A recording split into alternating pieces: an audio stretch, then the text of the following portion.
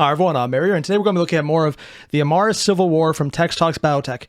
What I am quickly learning is the more effective Horus Heresy of Battletech that also is way more fucked up and terrifying because it's believable.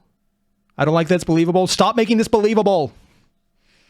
If you haven't already, there's a link below to the original video. Hit it up. It's Tex. You know he's good.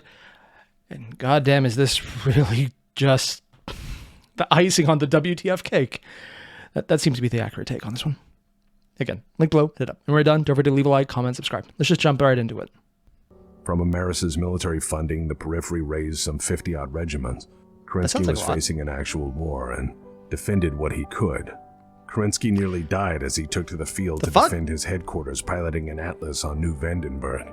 This was he did it beyond himself. His worst fears. The Star League was now fighting its own citizens. Order was breaking down. This wasn't an insurrection or an isolated movement. Fuck. This was a civil war, being spread horribly thin and... And this is the first time Texas has used the C word, specifically civil war. But how bad did it get right off the bat that Kerensky had to go onto the field? I mean, usually putting the general at the head of the army to actually fight is a bad idea. I know in historical terms, the general would lead from the front, but that's a bad idea when the average range of combat is not sword distance. I mean, I know they're inner sphere, but at this point, I still thought they would, fight outside of melee range. How bad and desperate was it? I want more just on that one single battle. Like, if there's a specific video anyone's done, just let me know. I might not react to it, but I want to watch it because that sounds like a really desperate one. Surrounded by endless hostiles, Kerensky was rapidly losing territory and doing his best to suppress what was a substantial enemy dedicated towards seeing the SLDF fall. Star League Defense Force garrisons were cut off and unable to reinforce each other. It's really small. Communications routinely failed. Sabotage and terrorism claimed warships, drop ships, and jump ships. Governments concealed insurrectionist groups or disavowed them while funding them and at the same time wishing them luck.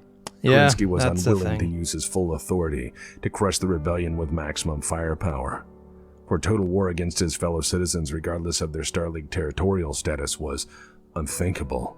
But with every victory, the periphery was emboldened. Because there's really no downside to them. Became a lost cause, with more and more systems declaring Star League to be occupiers and tyrants. First Lord Richard Cameron called on all the great houses to assist the SLDF in Space West Virginia is angry. The other lords put me on hold for like 2 hours. Considering I live there now, I feel very personally attacked by this very accurate statement.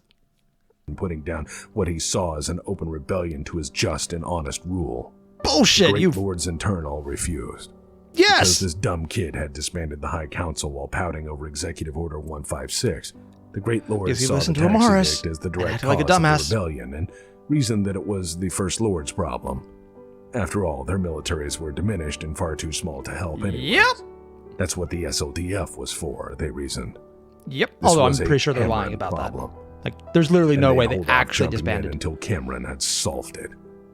Meanwhile, Kerensky begged for reinforcements from all points, trying his best to protect what he could. At this point, he ordered all SLDF units capable of transport to move at best possible speed to reinforce his tenuous hold on the periphery.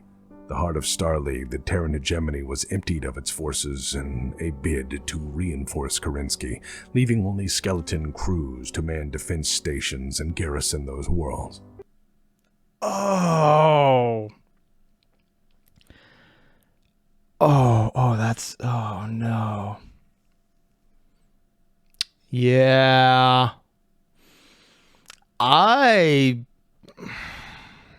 Everything Tex just said. Kerensky begged for reinforcements, and he got it from the Hegemony, which should be the safe point. It's a good thing there's not some kind of diabolical mastermind whose entire family has plotted to take over the Terran Hegemony and maybe kill a bunch of people, just waiting around. That's really on good terms with the current First Lord who's dumb enough to listen to him. It's a good thing that's not a thing right now, and maybe they just drew off everything but a skeleton crew to the periphery where,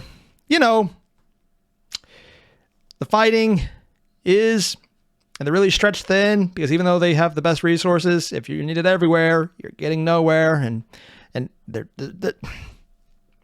I can only take this so far. Every single person watching this at this point has to be cringing because, one, I'm speaking, and two, because it's so obvious what's about to happen is shit going to get real in Terra. And it makes sense why he's doing this, because he needs the resources from the place that's safe. But, god damn it, Amaris, even I see what's coming next. But people keep saying it's going to get a lot worse, and I don't think this is the final blow, and that's actually freaking me out a bit more. By mid-year 2765, there were barely 10 SLDF regiments left in the Terran hegemony. I mean, everything else was locked in Battletech centers, that's a lot, but unable to transport, refusing to leave their regional military district undefended. The SLDF never had essentially to mobilize on this scale before, as this was an unthinkable nightmare scenario. Yes. The Great Lords had been greatly offended by First Lord Cameron, and now they were completely uncaring as to the fate of Starleague under his control. Accordingly, each of the great houses adopted a sit-and-wait approach to this period of let him massive just burn himself out.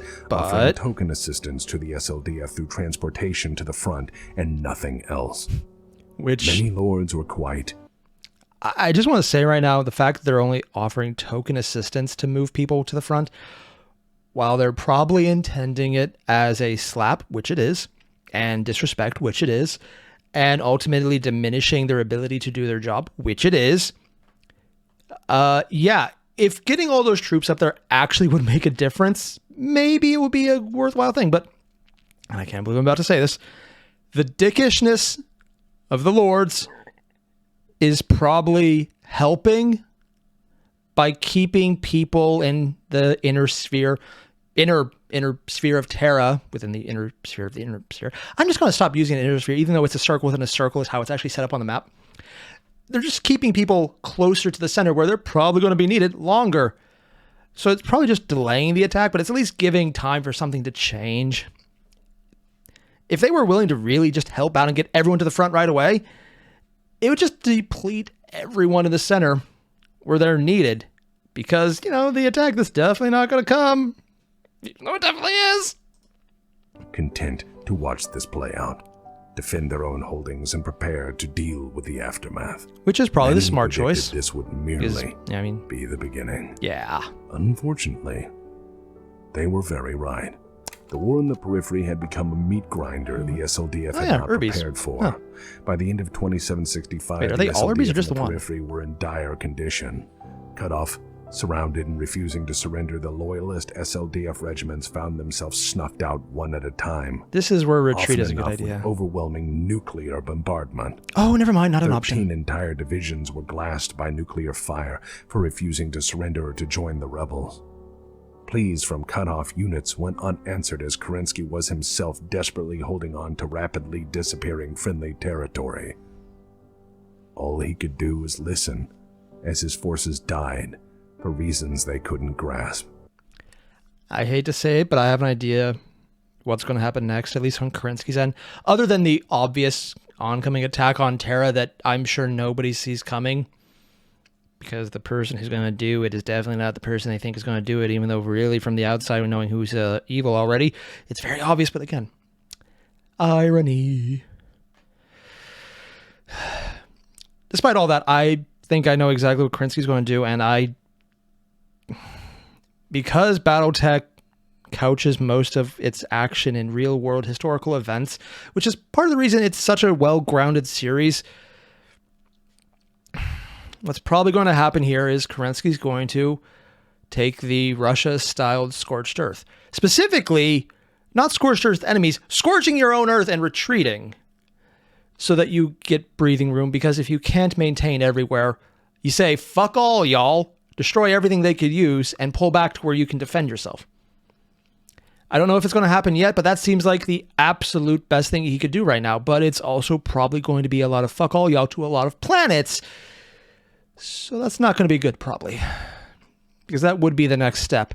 Unless something happens to counteract that in advance, which hopefully I'm right. Because torching planets as a defensive barrier line sounds bad. Yeah. By the end of 2765, combat Atlas. losses were so horrific. Damn, that thing's drawn huge. Half the SLDF units originally stationed there had to be and the pilot's dead, as they were utterly destroyed. Oh, damn. They could not be reconstituted as any meaningful fighting force. By the end of 2765, Kerensky had decided to evacuate the periphery with the remnants of his task force. The general had no choice but to evacuate to the inner sphere and wait for reinforcements many months away. Which are not coming? He had been sent into the periphery as a policing action and barely survived with his command intact. He was wise enough as a general to walk away, to reassess and reinforce, and to recuperate what he had. He was content to wait until the time was right.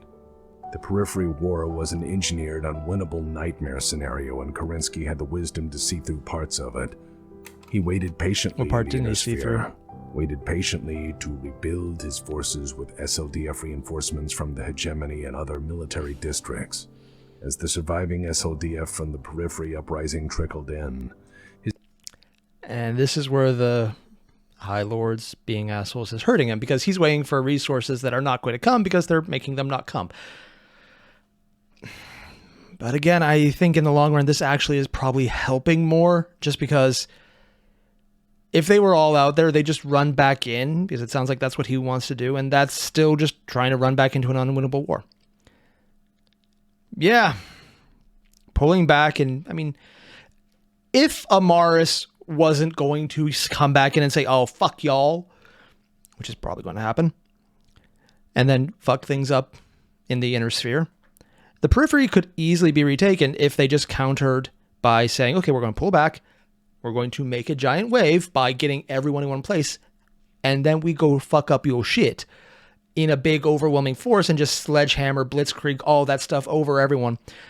Because right now, they're losing because they're spread out and they're being taken by surprise without backup, without reinforcement, without the overwhelming power that really makes them an overwhelming power. They could fix that if they could get everything together and make their own strategic attack with overwhelming firepower that cannot be defended against. But they're not going to, because that is never going to happen. Getting everyone together to do that, that is. And even if they could, they probably would be in the wrong place at the wrong time for that to help, because they'd be drawn out to a useless place. And I'm sure Amaris has some way to keep them out there or destroy them out there so that he can do his fuckery on the inner sphere sooner. I don't know when he's going to drop that. I want to say hammer and shoe at the same time, but they're both going to drop. His intelligence of the situation developed. He made plans to go back into the periphery, but only when the SLDF was ready. This would no longer be a police action. This was war. His plan was to reinforce first, replace losses, and bring up fresh manpower, then to systematically conquer the periphery, destroying the rebellion and restore Star League's rightful order. But in the end, it would take until January of 2767, a year and some months of hard campaigning, to even gain the upper hand. Oh. The total... Okay, I'm going to be completely honest here. The fact that he was allowed to get to the point where he could get the upper hand is surprising to me. I honestly expected the next line of, but then tragedy struck and a bunch of ships blew up and took out most of the army because of bombs planted in them. I literally expected that to happen, and it looks like a lot of things were destroyed anyways. Does this really count as the upper hand? I guess it is if you're literally exhausting yourself against an enemy that you can win against, but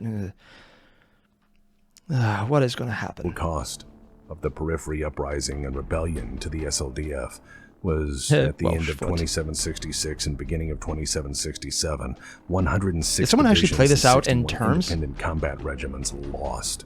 Additionally, 61 divisions and 6 combat regiments had been rendered functionally inoperative and disbanded out of more or less compassion. As catastrophic. Oh, wait. Are those what I think they are? Inoperative and disbanded out of more or less compassion. Oh. These are years. Oh. So it's what they had, and yeah, I'm assuming these are unfinished lines, either haven't reported back or destroyed. This one is actually destroyed. Or where they're at, no response. I see suddenly why they were allowed to get the upper hand. They're still engaged, and also they've bashed themselves into oblivion. As catastrophic as that sounds, as slack-jawed as your veteran friends are right now at those numbers, dark deeds unfolding in the Hegemony would prove the periphery uprising and guerrilla war. Oh yeah, because veteran friends would know the size of a normal battle in Battletech is nowhere near anything that's just been on the screen. Yeah. These are numbers that are respectable in 40K, where everything's bigger and crazy and stupid, and sure, we're just going to throw numbers at them that really have no meaning. We're going to ignore why they work. Yeah. Or it's been nothing than a horrible distraction and a prelude for the hell to come. Now I have to wind back a bit and tell you about what had been transpiring in the Hegemony as the periphery burned. You see, don't worry, Amaris' fuckery was advanced. Friendship sponsored by Golden Corral. I know they made the Golden Corral joke earlier, but oh my god. What? Does Tex really hate Golden Corral? I mean, who can hate Golden Corral, who's known for things like airborne syphilis and contagious diarrhea that they think is edible? Who would possibly hate that? While the periphery complained, rebelled, and then openly warred against Starleague, the RimWorld's Republic had been surprisingly and exceptionally loyal. Their military rounded up and executed traitors to the League. Their military expelled attacks from the periphery. They had gone out of their way to be incredibly helpful to the needs of Starleague. And I'm sure if you looked at the people executed, there was no really weird things where they kind of actually like Starleague, and I'm sure that would never have happened. That they actually executed loyalists who were aware of the plan. I mean, they would never do that just to make sure to purge their own under the guise of, we're not going to stab you. I'm sure that definitely didn't happen. And as such, they gained a most favored nation status with the First Lord, Richard Cameron. This demonstrated loyalty and greatness allowed Amaris to engineer a deal with the young Richard Cameron the year before. Amaris in the RimWorld's Republic had pledged his significant military forces to assist in the event of trouble. Trouble which was now certainly knocking on the door. By 2766, as stated, most of the Starleague Defense Force was fighting an unending insurrection in the periphery. Most of the Hegemony's outstanding garrisons had been emptied to feed necessary manpower and supplies to the war front. It is notable that even the bulk of House Cameron's own royal troops were diverted. As Richard trusted Amaris completely, the RimWorld's Republic offered assistance in Starleague's time of need was...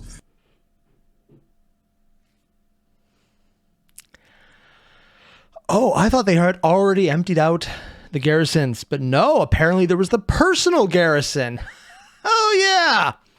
Honestly, I kind of thought Starleague was essentially the personal garrison this entire time. Okay, that's on me. Well, universally accepted. After all, each of the House Lords had refused to help, so Richard Cameron accepted the help of his close friend and trusted confidant, Amaris.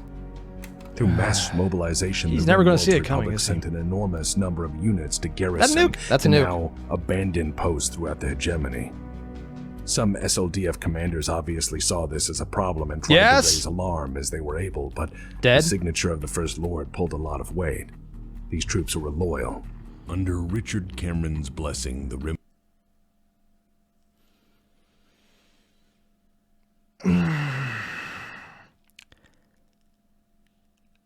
I thought the invasion would come from just attacking and crushing the remnants when everyone else was just stuck out destroying themselves in a periphery war that they can't win. I didn't realize the takeover would be because Richard Cameron is a dumbass and he's literally just giving them the actual keys to the fortresses and the stockpiles and the...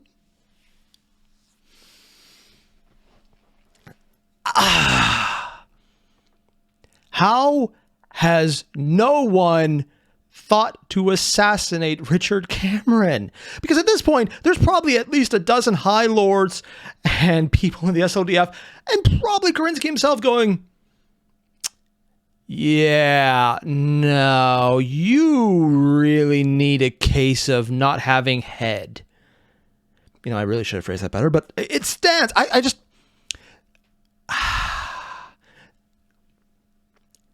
I can't believe I'm going to say this,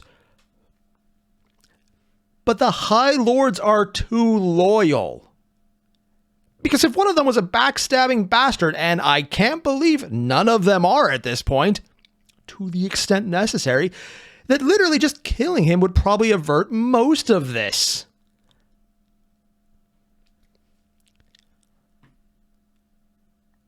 Things I never thought I would say about any High Lord at any time in Battletech. They're literally like, they're not incompetently evil, except for when they are, but usually it's balanced by other people within their timeline or general association kind of being competent enough that they're not comically evil. Unless you're Word of Blake, which honestly I kind of enjoy just because seeing a little comically evil is fun. Because it's not like crazed zealots who want to destroy everything because fuck all y'all is in any way also a part of history. Because that definitely isn't real. I'm just going to keep telling myself that. Thank you very much. Let me have that delusion. Just why? Free reign and total access to all SLDF defensive also, systems. Damn, this is a really big map. Integrating with the government and doing hard to tell whatever they pleased, including gaining access to the space defense network systems and a massive amount of armaments stockpiled throughout the hegemony. And they actually got the weapons. 2766, half the damn RimWorld's Republic military had been deployed to the center of the inner sphere. And they took over in a bloodless coup. They don't even know it was a coup yet. On the front, 2 RimWorld's Republic divisions would arrive to reinforce the hegemony, the very heart of Starleague. RimWorld's forces trained and drilled in Starleague facilities and availed themselves of all the intelligence coming in from the front. In particular, they paid very close attention to the Starleague Defense Force deployments and after-action reports. From this observation, they gained direct working knowledge of the SLDF, its order of battle, tactics, operations. I hate to say it, but I think Amaris' biggest problem at this point is he sounds like he functionally already took over.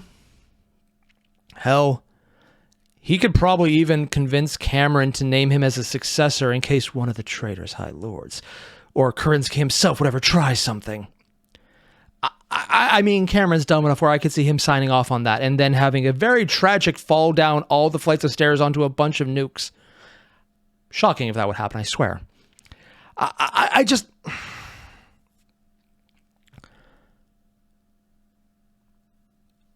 It makes sense.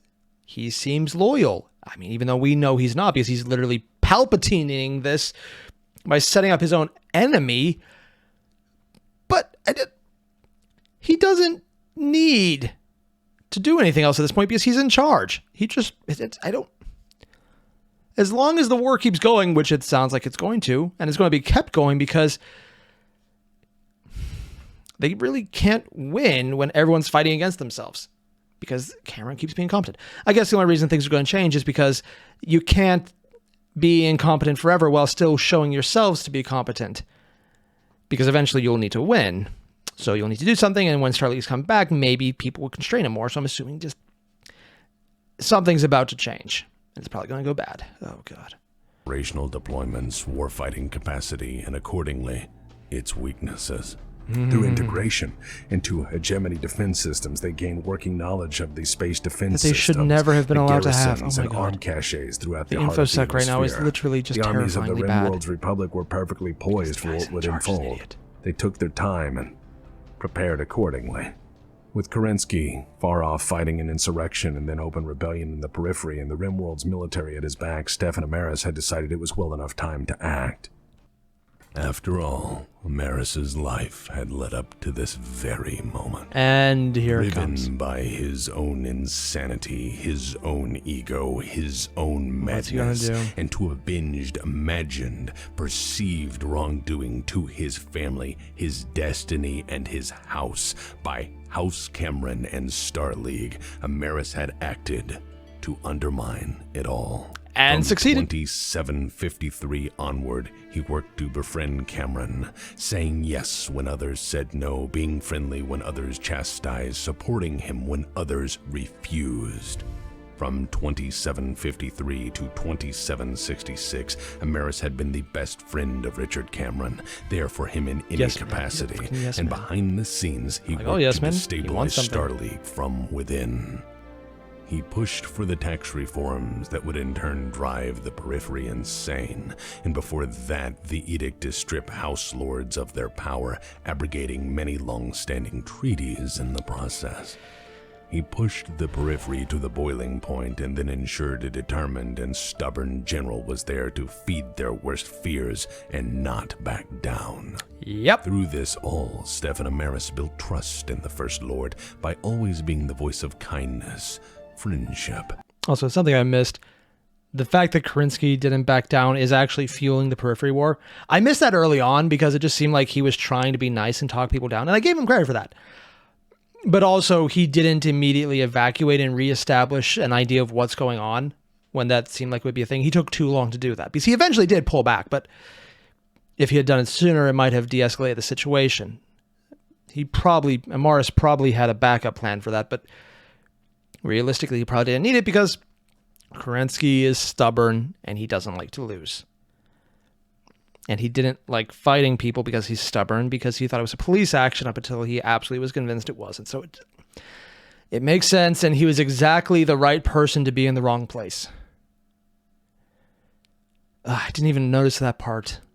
It's brilliant because this plan works. I just... I respect Amaris as a villain.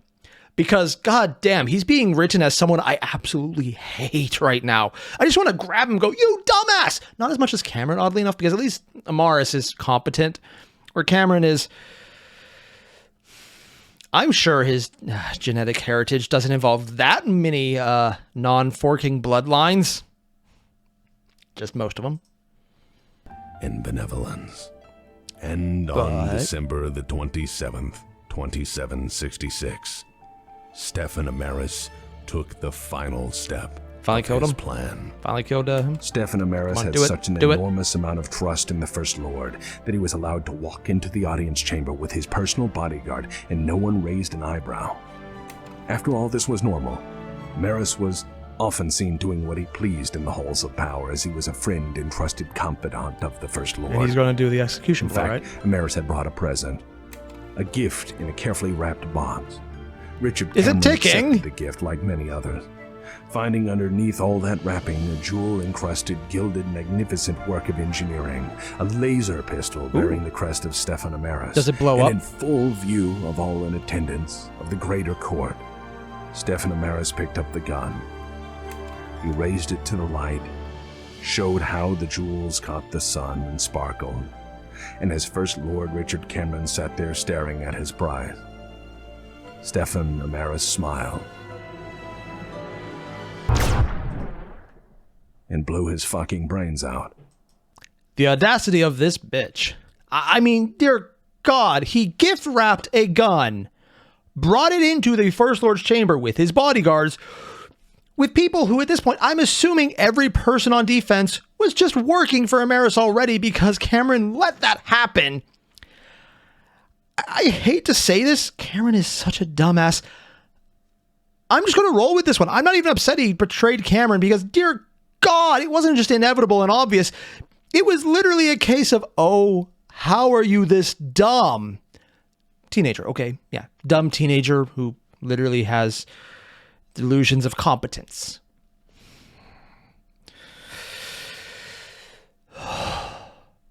Amaris played him like a fiddle, and he fell for it like an idiot. He was well-intentioned, but god damn, he's so dumb in ways that are very believable because hereditary monarchies usually eventually have a dumbass who's going to listen to people who tell them nice things. It's known to happen very often. Hell, it doesn't even need to be a hereditary monarchy. It's just anyone who has an ego and likes to be right, likes usually being told they're right. I'm just looking at this and like the information security. They should never have let him do so many things, and they did. And I'm like, yeah. Oh my God, he blew his head off.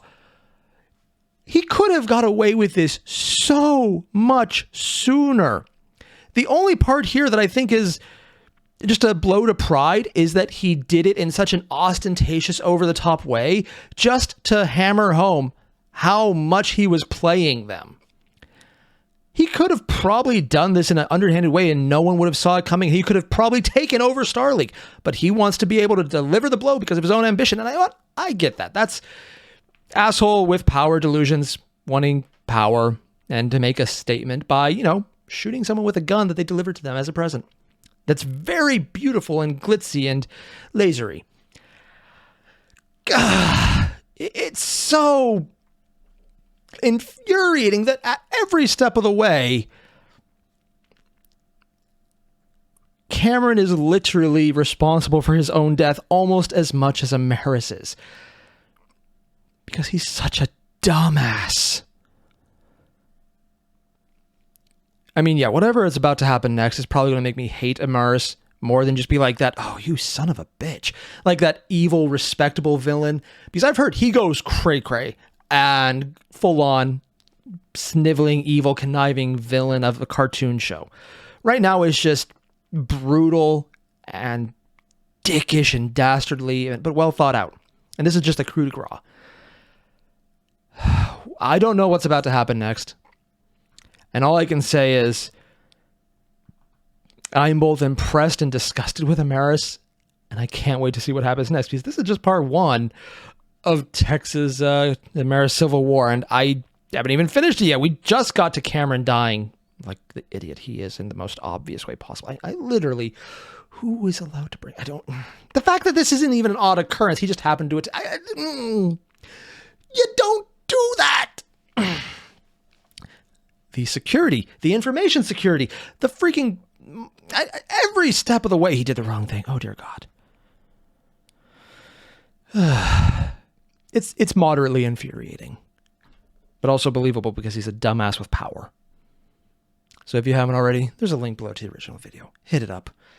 Text is good, but this is just infuriating. I gotta take this in small bits, not because I'm talking like I am, but because if I don't vent, I'm just gonna get enraged and just have like a mini stroke or a massive stroke because of the sheer what the fuck building. It makes sense. It's happened in history. And watching it play out in such obvious ways, like even if you didn't know Amaris was a bad guy at this point, you'd be like, yeah, I saw this coming as soon as you see him die. Because it makes sense. As you can tell, I don't have any strong emotions about this at all. So again, link below, original video, hit it up. When you're done, don't forget to leave a like, comment, subscribe, and we'll see more tomorrow and see if I can get through more because, oh, I'm sure it won't get any more infuriating. I'm going to keep telling myself till next week when I'm obviously proved wrong. All the same. Thanks for watching. I'll see you guys later. Adios.